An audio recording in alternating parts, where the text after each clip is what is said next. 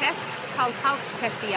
day, everyone. My name is Stephanie Gillen, and I am the Information and Education Program Manager for the Confederated Salish and Kootenai Tribes Natural Resource Program. And today we're here to talk about beaver and beaver ecosystem.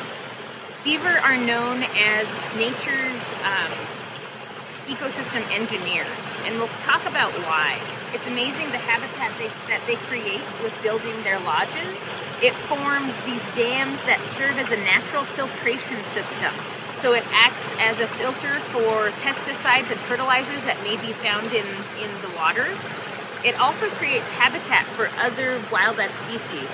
We got here today and there were geese possibly laying eggs, so we don't want to disturb them when we're in this area.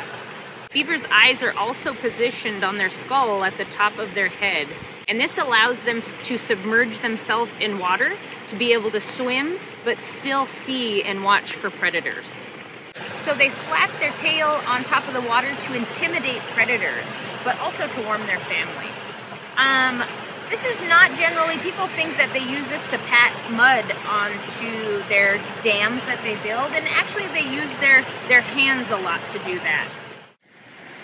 So beaver dams will expand the wetlands and riparian areas to provide more habitat for a variety of wildlife species. Mammals, songbirds, reptiles, and amphibians will utilize this riparian area.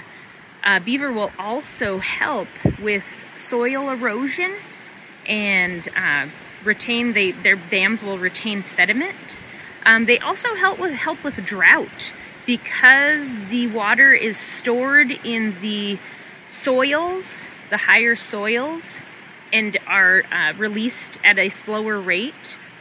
Beaver dam also help with droughts. My son Tyler is going to show you how deep this water is behind this beaver dam that we are at.